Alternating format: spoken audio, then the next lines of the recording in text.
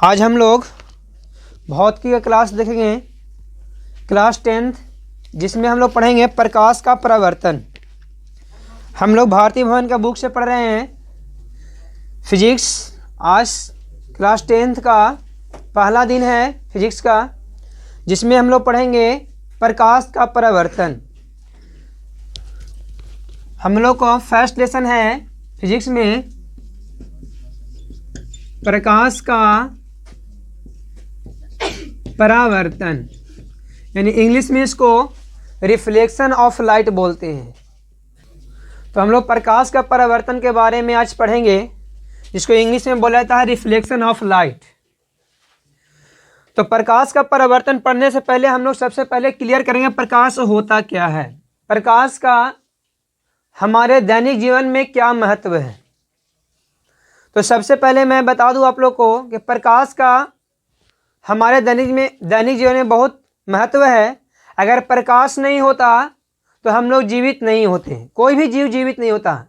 क्योंकि आप लोग जानते हैं कि कोई भी जीव को जीवित रहने के लिए भोजन की आवश्यकता होती है, और हम लोगों को भोजन पेड़ पौधों के कारण मिलता है। और पेड़ पौधा अपना भोजन सूर्य के प्रकाश की उपस्थिति में बना पाते हैं। तो सूर्य का प्रकाश अगर नहीं होता तो क्या पेड़ पौधे अपना भोजन बना पाते? नहीं बनाते। अगर पेड़ पौधे अपना भोजन नहीं बनाते तो हम भी अपना भोजन फिर कहाँ से करते? क्योंकि हमारा भोजन पेड़ पौधा ही देते हैं, और जब पेड़ पौधा नहीं रहते तो हम लोग भी अपना भोजन नहीं कर पाते। तो इसीलिए हम कह सकते हैं कि हमारे दैनिक जीवन में प्रकाश का बहुत बड़ा महत्व है। अब बात होती है कि प्रकाश किसे कहते हैं, प्रकाश क्या है? प्रकाश वह कारक है जिसकी सहायता से हम किसी भी वस्तु को देख पाते हैं। प्रकाश वह कारक है जिसकी उपस्थिति में हम किसी भी वस्तु को देख पाते हैं। तो बात यहाँ आती है कि प्रकाश की उपस्थिति में केवल हम लोग वस्तु को देख पाते हैं, है ना। अगर प्रकाश न होता तो हम वस्तु को भी नहीं देख पाते। अब बात यहाँ पर यह भी होती है कि प्रकाश की उपस्थिति में हम वस्तु को कैसे देखते हैं। क्या प्रकाश क्या हमारी आंखों पर पड़ना चाहिए या वस्तु पर पड़ना चाहिए? तो सबसे पहले आप देखिए, मान लीजिए कि यहाँ से प्रकाश निकल रही हो, यहाँ से प्रकाश निकल रहा है, यहाँ पर कोई ऑब्जेक्ट है, ठीक है ना। इस ऑब्जेक्ट को देखने के लिए ये सूर्य का प्रकाश यहाँ हमारी आंखों तक आना ये जरूरी नहीं है। ये सूर्य के प्रकाश को हमारी आंखों तक आना जरूरी नहीं है। जरूरी ये है कि प्रकाश सबसे पहले यहाँ पड़े, और यहाँ पढ़ने के बाद हमारी आंखों तक रिटर्न होकर आती है, तब जाके हम इस वस्तु को देख पाते हैं। अगर यहाँ पर इन दोनों के बीच यानी आंख और वस्तु के बीच में कोई अपारदर्शक वस्तु रख दिया जाए तो प्रकाश ये हमको वस्तु दिखाई नहीं देता है, ठीक है। तो सबसे पहले हम लोग प्रकाश के बारे में जानेंगे। प्रकाश होता क्या है? प्रकाश वह कारक है जिसकी सहायता से हम किसी भी वस्तु को देख पाते हैं। अब है कि प्रकाश जिस वस्तु से निकलती है उसका प्रकाश स्रोत कहते हैं। जैसा कि आप लोग जानते होंगे, जिस वस्तु से पानी निकलती है उसे पानी का स्रोत कहते हैं। कहते हैं कि नहीं कहते हैं? जैसे में पानी के स्रोत में कुआं हो गया, नल हुआ, है ना, नदी हुआ, तालाब हुआ, ये सब क्या है? पानी का स्रोत है। क्योंकि उससे पानी निकलता है इसलिए पानी का स्रोत कहते हैं। तो जिस वस्तु से प्रकाश उत्सर्जित होती है या निकलती है उसे हम लोग कहते हैं प्रकाश का स्रोत। क्या बोलते हैं? जिस वस्तु से प्रकाश उत्सर्जित होती है या निकलती है उस वस्तु को हम लोग बोलते हैं कि ये प्रकाश का स्रोत है। जैसे में सूर्य से प्रकाश निकल रहा है कि नहीं निकल रहा है? तो सूर्य हमारा प्रकाश का स्रोत हुआ। जलती हुई बल्ब, उससे भी प्रकाश निकलती कि नहीं निकलती है? तो वो भी मेरा प्रकाश का स्रोत हुआ। तो हम लोग आगे अगला पॉइंट है प्रकाश का स्रोत। प्रकाश का स्रोत तो आप लोग अच्छे से जान गए, स्रोत कहने का मतलब होता है जिससे कोई वस्तु निकलता है उसी का वह स्रोत कहलाता है। तो जिस वस्तु से प्रकाश निकलती है उत्सर्जित होती है उस वस्तु को हम प्रकाश का स्रोत कहेंगे। फॉर एग्जाम्पल में सूर्य, तारा, जलती हुई मोमबत्ती, है ना, जलती हुई बल्ब, ये सारे वस्तु जो हैं प्रकाश का स्रोत है। क्या है? प्रकाश का स्रोत है। अब प्रकाश का स्रोत दो भागों में बांटा गया है। प्रकाश उत्सर्जित के आधार पर वस्तु को दो भागों में बांटा गया है। प्रकाश स्रोत को दो भागों में बांटा गया है। एक को हम लोग बोलते हैं प्रदीप्त और एक को बोलते हैं अप्रदीप्त। प्रदीप्त एक और नाम है दीप्त, या दीप्तमान वस्तु कहते हैं उसको, और इसको बोलते हैं अदीप्त। तो यहां देखिए ध्यान से, प्रकाश स्रोत दो प्रकार के होते हैं, एक प्रदीप्त होता है और एक अप्रदीप्त होता है। अब बात आती है प्रदीप्त वस्तु हम किसे कहेंगे। प्रकाश स्रोत के आधार पर वस्तु को दो भागों में बांटा जा रहा है, तो उसमें से एक है प्रदीप्त जिसको दीप्त भी बोलते हैं हम लोग, और दूसरा है अप्रदीप्त जिसको हम लोग अदीप्त भी बोलते हैं। तो अब बात आती है कि प्रदीप्त वस्तु किसे कहते हैं। तो जिस वस्तु से प्रकाश उत्सर्जित होती है उसी को हम लोग क्या बोलते हैं? प्रदीप्त वस्तु। यानी हम कह सकते हैं प्रकाश के जितने भी स्रोत हैं सभी वस्तु प्रदीप्त वस्तु हैं। सभी वस्तु क्या है? प्रकाश के स्रोत के जितने भी वस्तु हैं सभी वस्तु क्या है? प्रदीप्त वस्तु हैं। जैसे में सूरज, तारा, जलती हुई बल्ब, जलती हुई मोमबत्ती, है ना, ये सारे क्या है? प्रदीप्त वस्तुएं हैं। अप्रदीप्त वस्तु वे वस्तु जिससे प्रकाश उत्सर्जित नहीं होती है। जस्ट इसका उल्टा बोल लीजिए आप, आ लग गया डट मीन्स उल्टा ही ना होगा। तो यहां पर हम लोग अप्रदीप्त वस्तु, वैसे वस्तु जिससे प्रकाश उत्सर्जित नहीं होती है उसे हम लोग अप्रदीप्त वस्तु कहते हैं। जैसे कि लकड़ी ले लीजिए, लकड़ी से प्रकाश निकलती है? नहीं निकलती। निकलती है क्या? नहीं। और भी कोई वस्तु, कलम है, इससे भी नहीं निकलेगा, इससे भी नहीं निकलेगा, है ना, टेबल, कुर्सी, ये सब क्या है? अप्रदीप्त वस्तु है। यानी हम कह सकते हैं कि जिस वस्तु से प्रकाश नहीं निकलती है उसे हम लोग अप्रदीप्त वस्तु कहते हैं। क्या कहते हैं? अप्रदीप्त वस्तु। तो यहां पर हम प्रकाश स्रोत को अच्छे से समझ गए हैं। आई होप कि आप लोग अच्छे से समझ में आ रहा होगा। अब हम लोग यहां पर जानेंगे, कुछ नोट करने वाली बात है। प्रकाश, प्रकाश हमेशा सीधी रेखा में गमन करती है। कभी भी प्रकाश इस तरह से गति करते हुए आप लोग नहीं देखे होंगे। प्रकाश जब भी आप टॉर्च मारते होंगे, लाइट निकलता होगा उससे, तो देखते होंगे बिल्कुल सीधा एकदम सडनली निकल रहा है लाइट, है कि नहीं? कभी भी इस तरह से गति करते हुए देखे हैं कि प्रकाश ऐसे जा रहा है, ऐसे ऐसे घूमते घूमते जा रहा है? नहीं जा रहा। तो प्रकाश हमेशा सीधी रेखा में गमन करती है। पहला पॉइंट ये याद रखिएगा। दूसरा पॉइंट, प्रकाश का कोई अपना रंग नहीं होता है। प्रकाश का कोई अपना रंग, वो 7 रंगों का मिश्रण होता है। इसके बारे में हम आगे पढ़ाएंगे प्रकाश का अपवर्तन में। और भी बात है कि प्रकाश एक प्रकार के ऊर्जा है, उस ऊर्जा को हम लोग अलग अलग तरीके से उपयोग करते हैं। पेड़ पौधे अपना भोजन बनाने के लिए करते हैं, हम लोग अलग अलग तरीके से करते हैं कि हम लोग सौर ऊर्जा प्राप्त करते हैं, बैटरी के माध्यम से इसको रासायनिक ऊर्जा में बदल देते हैं, करते हैं ना सौर ऊर्जा। तो ये सूर्य के प्रकाश के ही कारण होता है सौर ऊर्जा। तो हम लोग कह सकते हैं कि सूर्य के जो प्रकाश है वो प्रकाश, कोई भी प्रकाश में एक प्रकार की ऊर्जा होती है जिसका उपयोग मानव अलग अलग तरीके से करता है। ठीक है। अब यहां पर है कि प्रकाश जो होता है, जब किसी बल्ब से या किसी भी सनलाइट जो होता है वो किरणों का ढेर सारा समूह होता है, किरण के रूप में निकलता है। और ये किरण ढेर सारे जब किरण हो जाते हैं तो एक समूह बना लेता है, समूह बनाता है। इसी को हम लोग प्रकाश पुंज या किरण पुंज कहते हैं। अगला पॉइंट है, हम लोग पढ़े प्रकाश क्या है, प्रकाश स्रोत क्या है। अब उसके बाद अगला पॉइंट हम लोग पढ़ेंगे किरण पुंज। किरण पुंज क्या है? किरण पुंज, पुंज का मतलब होता है समूह। पुंज का मतलब क्या होता है? समूह, है ना। पुंज का मतलब क्या होता है? समूह। तो चलो देखिए यहां पर ध्यान से, किरण पुंज किसे कहेंगे? किरणों के समूह को, यानी ढेर सारे जब किरण एक जगह इकट्ठा हो जाएंगे तो उस समूह को हम लोग किरण पुंज कहते हैं। क्या कहते हैं? तो हम लोग किरण पुंज समझेंगे। किरण पुंज होता क्या है? तो किरणों को समूह को किरण पुंज कहते हैं। यानी जब ढेर सारे किरण एक जगह जमा हो जाए तो उस एक समूह बना लेते हैं और उसी समूह को हम लोग प्रकाश पुंज या किरण पुंज कहते हैं। किरण पुंज भी 3 प्रकार के होते हैं। किरण पुंज कितने प्रकार के होते हैं? 3 प्रकार का। पहला होता है अपसारी किरण पुंज।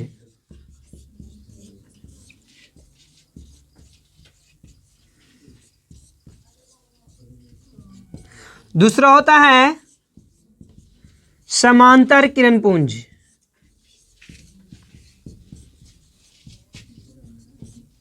और तीसरा होता है अभिसारी किरण पुंज। तो सब लोग को हम बारी बारी से बताएंगे कौन क्या होता है। अपसारी किरण पुंज क्या होता है, समांतर किरण पुंज क्या होता है और अभिसारी किरण पुंज क्या होता है, इसके बारे में अब हम लोग पढ़ेंगे। तो ये सब क्लीन कर देते हैं।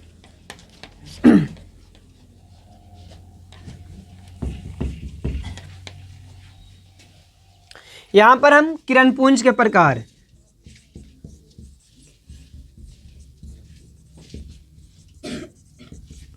किरण पुंज कितने प्रकार के हैं? 3 प्रकार के। पहला होता है अपसारी किरण पुंज। तो यहां देखेंगे अपसारी किरण पुंज क्या होता है।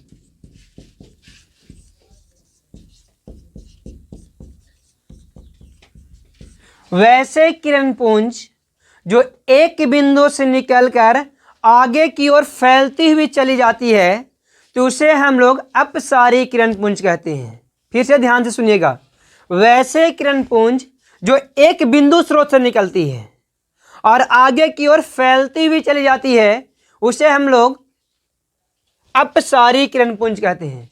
जैसे कि देखिए यहाँ पे ये बिंदु स्रोत है, इससे प्रकाश निकलती है तो प्रकाश अगर इस तरह से चलती जाएगी तो इस प्रकार से जो चल रही है इसको हम लोग बोलेंगे अपसारी किरण पुंज। क्या बोलेंगे? अपसारी किरण पुंज। तो अपसारी किरण समझ में आ गया?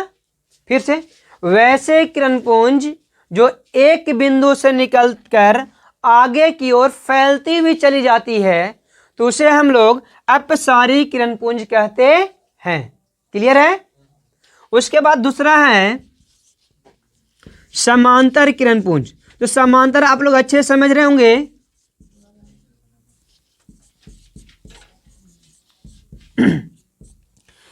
वैसे किरण पुंज जो किरणें एक दूसरे के समांतर होते हुए आगे की ओर चली जाती है। समांतर किरणें आगे की ओर बढ़ती जाएगी। तो इस प्रकार के किरण पुंज को समांतर किरण पुंज कहते हैं। जैसे में देखिए यहां से ये निकल रहा है, ये जा रहा है, ये जा रहा है। देखिए ये लग रहा है ना कि समांतर है एक दूसरे के।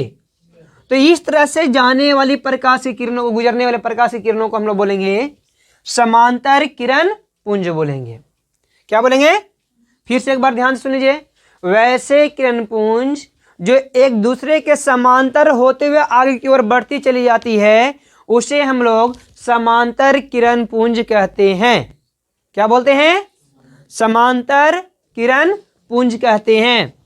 उसके बाद अगला पॉइंट है अभिसारी किरण पुंज। तीसरा पॉइंट क्या है? अभिसारी किरण पुंज। तो ध्यान से सुनिएगा। वैसे किरण पुंज जो फैलती हुई आकर एक बिंदु पर मिल जाती है। वैसे किरण पुंज जो फैलती हुई आकर के एक बिंदु पर मिल जाती है उसे हम लोग अभिसारी किरण पुंज कहते हैं। फॉर एग्जाम्पल में देखिए जैसे इस तरह से प्रकाश आएगा तो क्या आ रहा? फैलते हुए आ रही है और एक बिंदु पर मिल रही कि नहीं मिल रही है? मिल रही ना। तो इस प्रकाश के किरण को हम लोग कहेंगे, किरण पुंज को कहेंगे अभिसारी किरण पुंज। अभिसारी किरण पुंज अपसारी के जस्ट उल्टा होता है। देखिए यहां क्या था कि एक बिंदु से निकल रहा था और फैलते हुए चली जा रही है और यहाँ फैलती हुई आ रही है, एक बिंदु पर मिल जा रही है, तो एक दूसरे के उल्टा है ना। आगे हम इसका काम पढ़ेंगे कि इसका कार्य कहाँ पर किया जाता है, कहाँ पर इसका प्रयोग करेंगे हम लोग, इसके बारे में आगे पढ़ेंगे। ये अच्छा समझ में आ गया सबको? किन्हीं को दिक्कत है? नहीं है। तो अब हम लोग यहां पढ़ेंगे, प्रकाश जब गमन कर रही है तो प्रकाश गमन करने के आधार पर भी वस्तु को 3 वर्गों में बांटा गया है। प्रकाश गमन करने के आधार पर भी वस्तु को, पदार्थ को 3 वर्गों में बांटा गया है ना। पहला होता है पारदर्शी, पारदर्शी पदार्थ। दूसरा होता है पारभासी पदार्थ, और तीसरा होता है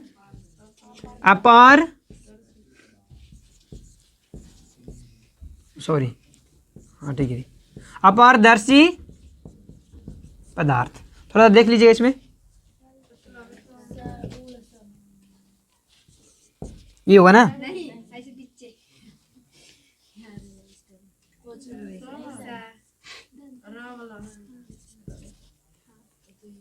ठीक है ना, चलिए। पारदर्शी पदार्थ, पारभासी पदार्थ, और ये प्रकाश के गमन के आधार पर है। प्रकाश के गमन के आधार पर हम बताए कि प्रकाश हमेशा सीधी रेखा में गमन करती है, यानी हम कह सकते प्रकाश इस तरह से गति करती है, ना कि इस तरह से प्रकाश इस ऐसे गति नहीं करती है। प्रकाश हमेशा सीधी रेखा में गमन करती है। तो प्रकाश की यही आवागमन के कारण वस्तु को 3 भागों में बांट दिया गया। कितने भागों में? पदार्थ जो है 3 वर्गों में बांट दिया गया। पहला है पारदर्शी पदार्थ, दूसरा है अपारदर्शी पदार्थ, तो पारभासी पदार्थ, और तीसरा को क्या में बांटा गया है? अपारदर्शी। तो सबसे पहले हम लोग यहां समझेंगे कि पारदर्शी पदार्थ कहते किसको हैं। पारदर्शी है ना, वे पदार्थ जिनसे होकर प्रकाश की किरणें आसानी से आर पार हो जाती है, उसे हम लोग पारदर्शी पदार्थ कहते हैं।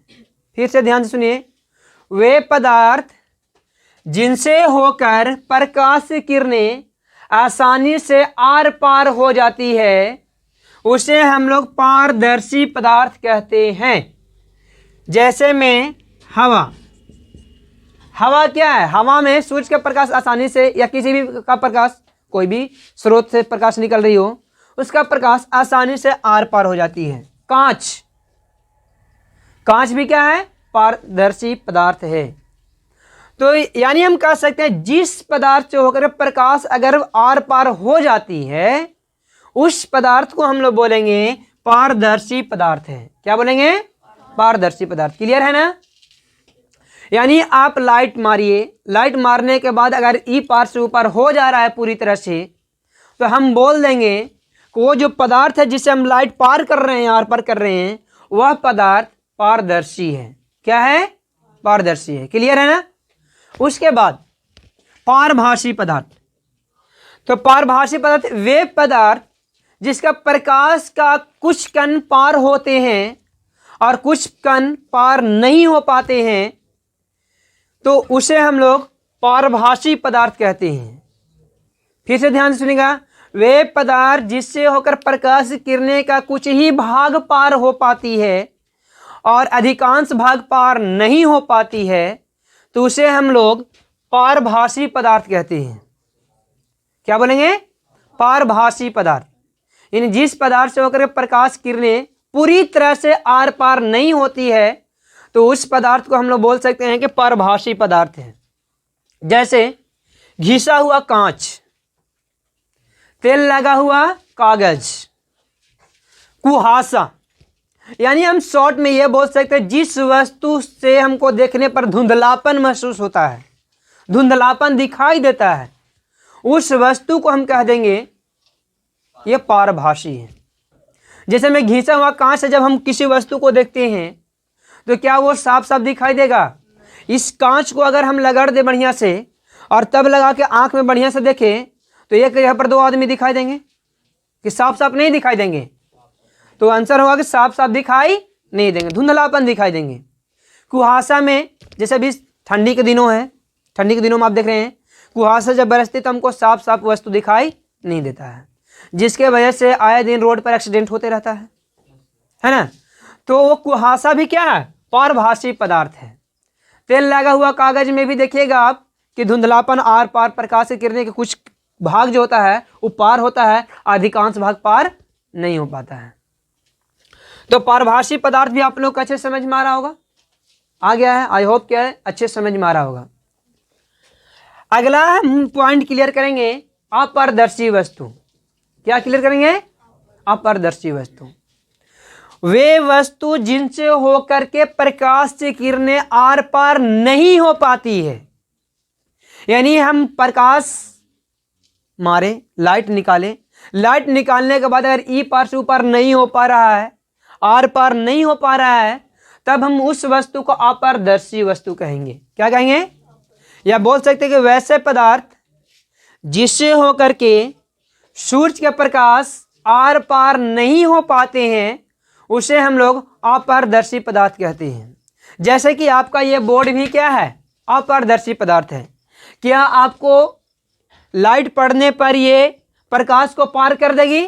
नहीं करेगी। तो ये भी क्या है? अपारदर्शी। ये आपका दीवार क्या है? अपारदर्शी है ना। किताब क्या है? तो जिस वस्तु से प्रकाश आर पार नहीं हो पाती है उसे हम लोग अपारदर्शी पदार्थ कहते हैं। क्या कहते हैं? अपारदर्शी पदार्थ कहेंगे। क्लियर है? यानी इस तीनों में क्लियर होगा कि इसमें पूरा पूरा प्रकाश किरणें पार हो जाती है, आसानी से गुजर जाती है प्रकाश किरणें, तो इस पदार्थ को हम लोग बोलेंगे पारदर्शी है। जिसमें प्रकाश की किरणें का कुछ भाग पार होता है, अधिकांश भाग पार नहीं हो पाती है, उसे हम लोग अपारदर्शी पारभासी कहेंगे। और जिस वस्तु से प्रकाश बिल्कुल ही नहीं पार हो पाती है उसको हम लोग अपारदर्शी कहते हैं। पारदर्शी में वस्तु साफ साफ दिखाई देता है आर पार की, पारभासी में धुंधलापन दिखाई देता है ना। और अपारदर्शी में हमको वस्तु पार में कुछ दिखाई ही नहीं देता है। जैसा कि ये बोर्ड है, बोर्ड के अंदर क्या है नहीं है वो हमको पता, क्योंकि इसे प्रकाश पार नहीं हो रही है। इसकी वजह से हम बोल सकते हैं कि बोर्ड के अंदर क्या हो रहा है ये हमको पता नहीं है।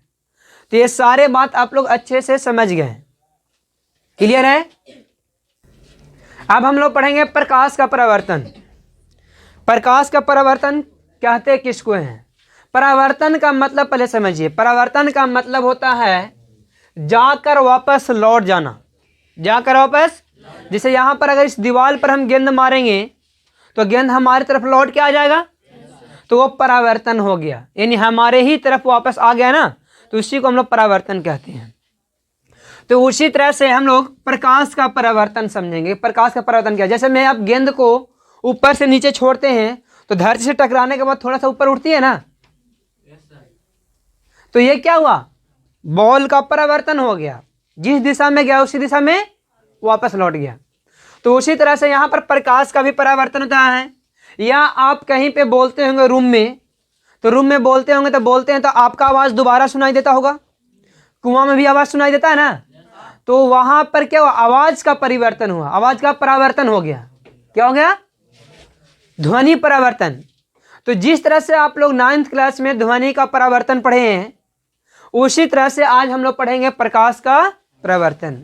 तो प्रकाश का परावर्तन से क्या समझते हैं? तो ध्यान से सुनिएगा। जब प्रकाश की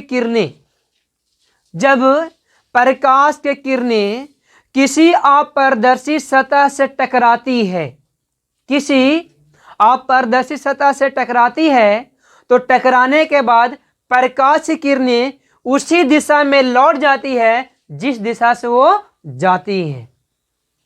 तो फॉर एग्जाम्पल में मान लीजिए कि ये है समतल दर्पण। एक बात बता दें हम आप लोग को कि प्रकाश का परावर्तन का सबसे अच्छा सतह समतल दर्पण होता है। क्या होता है? तो दर्पण कहते हैं किसको? जिसका कांच का वह टुकड़ा जिसका एक भाग कलाई किया हुआ हो। तो आप लोग आईना देखे हैं ना, आईना में हम लोग बचपन में खेलते थे, घर के किनारे आंगना में खड़ा हो जाते थे और ऐसे लाइट को चमकाते थे ना। और एगो बच्चा को बोलते अरे पकड़ो उसको, वहां लाइट पकड़ो, बोलते थे। तो वही है प्रकाश का परिवर्तन। आपका सूरज का प्रकाश उस आईना पर पड़ा, आईना पीछे से कलाई किया हुआ था, पेंट किया हुआ था, इसकी वजह से प्रकाश उसमें पार नहीं हुआ। और पार ना को उस प्रकाश को लौटा देता है। उस प्रकाश क्या करते हैं? लौटाते हैं। और उसी को हम लोग बच्चा के बोलते थे, छोटा लड़का वहां रहता था उसको बोलते थे छुओ, उसको बोलते थे ना। और जब वो जाता था तो हम लोग ऊपर नीचे कर करके बहुत हंसते थे, मजा आता था, है ना। तो वो आप क्या करते थे? ये कोई बड़ी बात नई बात नहीं है, आप बचपन में कर चुके हैं। यही है प्रकाश का परिवर्तन। यही क्या है? प्रकाश का परिवर्तन। अब बच्चा में किए हैं। तो प्रकाश का परिवर्तन, जब प्रकाश किरणें किसी अपारदर्शी सतह से टकराती है तो टकराने के बाद पुनः उसी दिशा में लौट जाती है जिस दिशा से वो आती है, या उसी माध्यम में लौट जाती है जिस माध्यम से आती है। तो इसी घटना को प्रकाश का परावर्तन कहते हैं।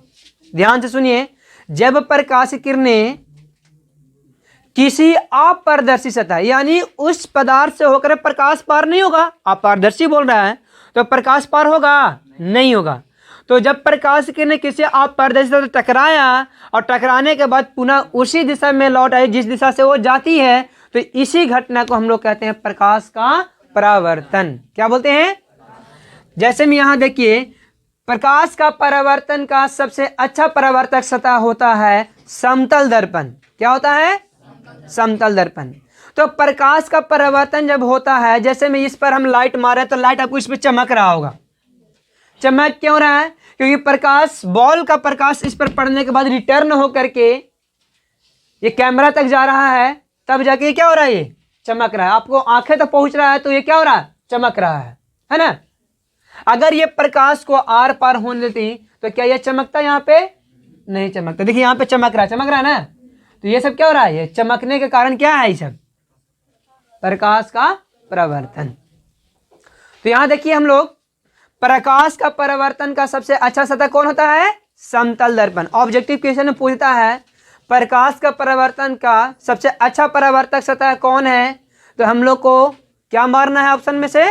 प्रकाश समतल दर्पण, कोई भी दर्पण हो।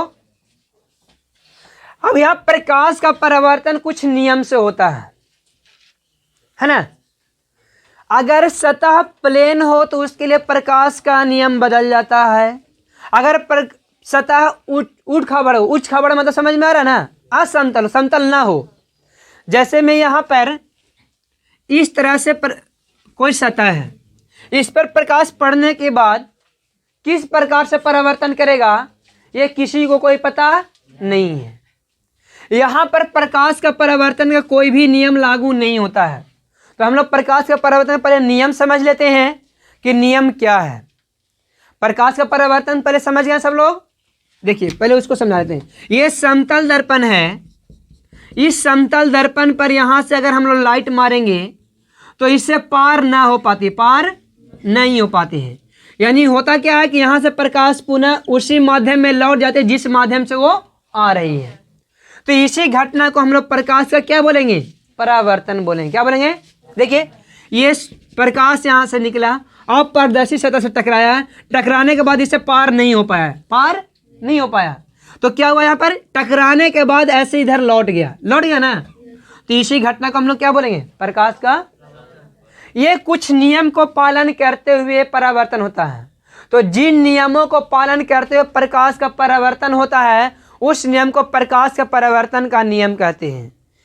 प्रकाश जिस नियम को पालन करते हुए परावर्तन होता है उस नियम को हम लोग प्रकाश का परावर्तन का नियम कहते हैं। क्या बोलते हैं? प्रकाश का परावर्तन का नियम कहते हैं। तो प्रकाश का परावर्तन का नियम क्या है? प्रकाश का परावर्तन का पहला नियम है आपतित किरण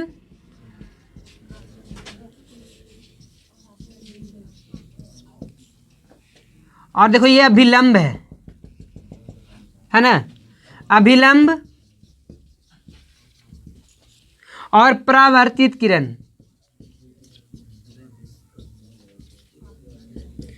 तीनों एक ही समतल में स्थित होते हैं, तीनों एक ही समतल में स्थित होते हैं। ध्यान से सुनिएगा, प्रकाश का परावर्तन का पहला नियम है आपतित किरण, अभिलंब और परावर्तित किरण, ये तीनों जो होती है एक ही समतल में स्थित होती है या एक ही बिंदु पर स्थित होती है।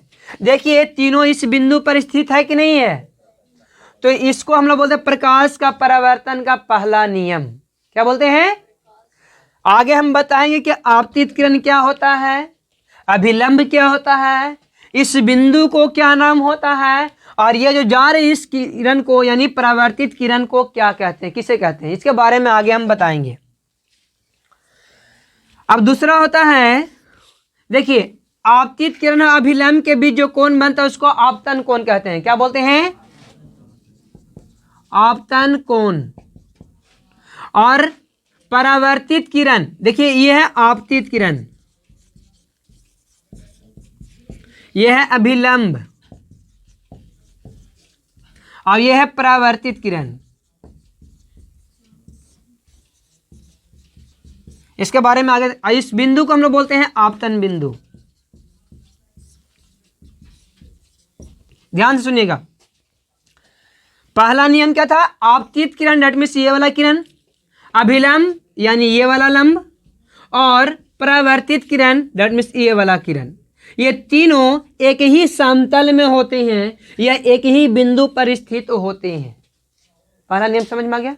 दूसरा आपतन कोण, और आपतन कोण किसे कहेंगे? आपतित किरण और अभिलंब के बीच जो कोण बनता है उसको हम लोग आपतन कोण बोलते हैं। इसको आई से डिनोट करते हैं। क्या चीज से? आई से। और ये है परावर्तित किरण और अभिलंब के बीच जो कोण बनेगा उसको बोलते हैं परावर्तन कोण। क्या बोलते हैं? परावर्तन कोण। इसको आर से डिनोट करते हैं। क्या चीज से? आर से। तो दूसरा नियम है कि आपतन कोण और परावर्तन कोण दोनों आपस में बराबर होते हैं।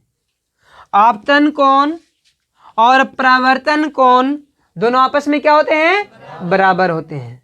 और ये सिर्फ और सिर्फ ये नियम जो है प्लेन सतह के लिए लागू होता है, यानी समतल सतह के लिए लागू होगा दूसरा नियम। अगर समतल सतह ना होगा तो ये दूसरा नियम को पालन नहीं करता है। जैसे में यहां देखिए ध्यान से, अगर इस तरह से सतह होगा तो हम लोग क्या करेंगे? इस तरह का सतह में प्रकाश की किरणें, जैसे मान लीजिए कि यहां से पड़ा है ऐसे, तो क्या हुआ यहां पर ऐसे लौट सकता है। लेकिन अगर ये वाला सतह पर पड़ने के बाद क्या लगता है कि प्रकाश इस ओर जाएगा? नहीं, ये सतह उठा हुआ तो प्रकाश इसी ओर लौट जाता है। तो बताइए आपतन कोण यहाँ अभिलंब है तो इसके साथ जितना डिग्री कोण बना उतना डिग्री ये कोण बन रहा है? नहीं बन रहा है। या मान लिया प्रकाश किरण यहाँ से ऐसे पड़ा तो ऐसे पड़ा, सतह ऐसे झुका हुआ तो और ऐसे भी चल जाएगा, जाएंगे नहीं जाएगा। और यहाँ पर मान लिया अभिलंब है ऐसे, तो इसके साथ बराबर कोण बना रहा है? नहीं बना। हाँ, पहला नियम को पालन करता है कि आपतित किरण, अभिलंब और परावर्तित किरण तीनों एक ही बिंदु पर है, लेकिन दूसरा नियम को यह पालन नहीं करता है कि आपतन कोण और परावर्तन कोण बराबर होगा। आपतन कोण और परावर्तन कोण को पालन ये नहीं करता है, सतह जब उच्च खाबड़ होगा तब। लेकिन अगर सतह प्लेन होगा, समतल होगा, तो इस नियम को भी पालन करेगा। तो इसीलिए कहा जाता है कि समतल दर्पण प्रकाश का परावर्तन का सबसे अच्छा परावर्तक सतह है। तो ये नियम को पालन करता है, ये नियम को पालन नहीं करता है। ठीक है। अब बात आती है कि सर आपतित किरण होता क्या है? अच्छा, इसको बोलते हैं हम लोग I बराबर R। I बराबर क्या बोलते हैं? दूसरा नियम में क्या बोले कि आपतन कोण और परावर्तन कोण आपस में क्या होते हैं? तो कोण I और कोण R क्या होगा? क्योंकि हम लोग आपतन कोण को I बोलते हैं और परावर्तन कोण को R बोलते हैं, इसलिए प्रकाश के परावर्तन के दूसरा नियम से हम लोग I बराबर R कर देंगे। यानी आपतित किरण अभिलंब के साथ जितना डिग्री का कोण बनाकर आएगी, अगर इसके साथ 30 डिग्री का कोण बनाकर आती है तो यह परावर्तित किरण जो होगा वो भी अभिलंब के साथ 30 डिग्री का कोण बनाएगा। यानी कहा जा सकता है कि अभिलंब के साथ आपतित किरण जितना डिग्री का कोण बनाएगा उतना ही डिग्री कोण बना करके परावर्तित किरण लौट जाती है। तो इसीलिए कहा जाता है प्रकाश का परावर्तन दूसरा नियम में कि आपतन कोण और परावर्तन कोण दोनों आपस में बराबर होते हैं। तो आपतन कोण को I से डिनोट करते हैं और परावर्तन कोण को R से डिनोट करते हैं। इसीलिए हम बोले कोण I बराबर होगा कोण R का। ये सिर्फ किसके लिए लागू होगा? तो प्लेन सतह के लिए। किसके लिए? जैसे में आपके पास गेंद है, उच्च खाबर में गेंद को पटकते हैं तो गेंद किसी भी दिशा में जाने लगता है, वो कोई नियम को पालन नहीं करता है। लेकिन अगर सतह प्लेन होगा, समतल होगा, जब इसको ऐसे मारे तो आपके जस्ट आगे की ओर जाएगा, है ना। तो ये नियम का पालन हुआ। जैसे उच्च खाबर है, अगर गेंद वहां पटक तो हो सकता है हमारे मुंह पर आके लग जाएगा, है कि नहीं। तो क्योंकि उच्च खाबर होने सतह वहां पर ऊंचा मिल गया, जैसे वो टकराया तो हमारे ही ओर लौट आया, है ना। तो ये प्रकाश का परावर्तन का उसी तरह से होता है कि जब सतह प्लेन नहीं होता है, समतल नहीं होता है, तो ये प्रकाश का परावर्तन का दूसरा नियम का पालन नहीं करता है। वो कितना डिग्री कोण बनाकर लौटेगा ये कोई पता नहीं है। जैसे आप बॉलिंग करते हैं तो क्या गेंद को पटकते हैं तो उसी दिशा में जाता है जिस दिशा में आप पटके हैं, लेकिन पिच क्या होता है? बिल्कुल समतल होता है। लेकिन वही अगर उच्च खाबड़ हो जाएगा तो आप बॉल उधर फेंके हैं जाने के लिए वो साइड, तो वो साइड जाके बैट्समैन के पास ना पहुंच के आप ही के पास आ जा सकता है, हो सकता है फील्डर की ओर चला जाए। तो किसी भी नियम को पालन नहीं करता है। सेम उसी प्रकार से यहाँ भी है। सूर्य का प्रकाश या कोई भी चीज का प्रकाश अगर हम समतल सतह पर नहीं मारेंगे, उच्च खाबड़ सतह पर मारेंगे तो ऐसे स्थिति में प्रकाश किसी साइड भी लौट सकता है, कोई पता नहीं है। और कितना डिग्री कोण बनाकर लौटेगा ये भी हम मालूम नहीं कर सकते हैं। तो हम कह सकते हैं कि प्लेन सतह यानी समतल सतह होगा वही प्रकाश का परावर्तन का दूसरा नियम का पालन करता है, और समतल सतह न होगा तो प्रकाश का परावर्तन का दूसरा नियम का पालन नहीं करेगा। तो आप लोग को ये अच्छे समझ में आ गया होगा। अब हम लोग पढ़ेंगे आपतित किरण क्या है, इसको क्लियर हम कर लेते हैं। आपतित किरण होता क्या है? देखिए, आपतित किरण जब सूर्य से प्रकाश जब आती है और आकर किसी बिंदु से टकराती है, आने वाली प्रकाश के किरण को आपतित किरण कहेंगे। आने वाली जो प्रकाश किरण होगा उसे हम लोग आपतित किरण कहते हैं। क्या बोलते हैं? आपतित किरण कहते हैं। किसी भी प्रकाश स्रोत से जब प्रकाश आती है तो आने वाले प्रकाश की किरण क्या कहेंगे हम लोग? आपतित किरण। और आपतित किरण जिस बिंदु से टकराती है, आपतित किरण जिस बिंदु से टकराती है उस बिंदु को हम लोग बोलते हैं आपतन बिंदु। क्या बोलते हैं? आपतन बिंदु बोलते हैं। जिस बिंदु से आकर के प्रकाश की किरणें टकराती है तो टकराने वाले बिंदु को नाम हम लोग क्या देते हैं? आपतन बिंदु। तो आपतित किरण क्लियर हो गया। दूसरा आपतन बिंदु भी क्लियर हो गया। अब है तीसरा अभिलंब। आपतन बिंदु पर खींचा गया लंब को अभिलंब कहते हैं। आपतन बिंदु पर खींचा गया लंब को अभिलंब कहते हैं। तो देखिए यहां पर आपतन बिंदु है, आपतन बिंदु पर देखिए ये वाला क्या किया गया है? लंब खींचा जाता है। क्या खींचा जाता है? लंब। तो इसी लंब को हम लोग बोलते हैं अभिलंब। क्या बोलते हैं? तो अभिलंब भी क्लियर हो गया। अब परावर्तित किरण।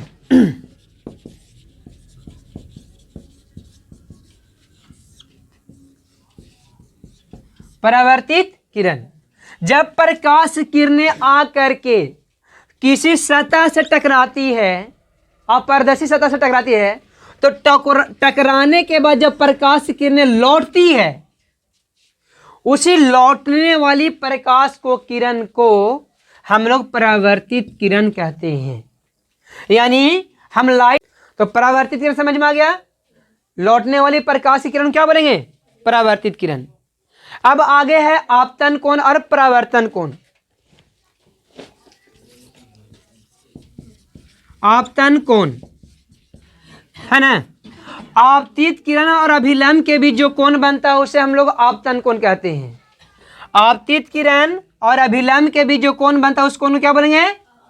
और इसको हम लोग आई द्वारा सूचित करते हैं। किसके द्वारा? तो आपतन कोण भी क्लियर हो गया। अब परावर्तन कोण। परावर्तित किरण और अभिलंब के बीच जो कोण बनता है उस कोण को हम लोग परावर्तन कोण कहते हैं। क्या कहते हैं? यानी परावर्तित किरण अभिलंब के बीच जो कोण बनेगा उस कोण को क्या बोलेंगे? परावर्तन कोण बोलेंगे।